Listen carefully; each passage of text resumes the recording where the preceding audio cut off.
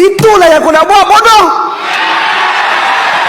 Saya tak nak lah yang lawan politik kita pun tak ada. Tengok lawan politik, dia berani cakap tak ni, dia pun tahu mereka pun pernah jadi kerajaan.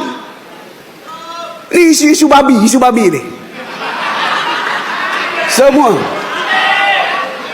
Bila serang tu macam tak boleh. Tiba-tiba bila pengerusi PAS yang dipertua PAS, ya, Pesuruhjaya PAS Negeri jumpa akhbar Cina, oh kita akan terus membenarkan perusahaan babi dengan keadaan terkawal. Itulah yang aku nak buat, bodoh.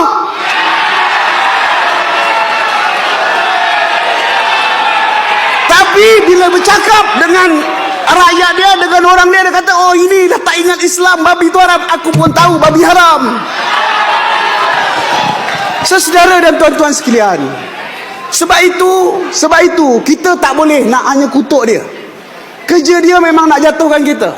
Kerja dia memang nak hancurkan dan nak hapuskan perpaduan yang ada. Sebab lepas tu dia apa? Dia nak jadi hero, dia nak perpaduan semua. Tapi kita kena kerja di bawah. Kita kena pertingkatkan kerja di bawah. Kita kena hubungkan kejayaan kita dengan kemenangan politik, pencapaian ekonomi dengan kepimpinan Perdana Menteri, dengan dasar, dengan perkara yang kita nak buat.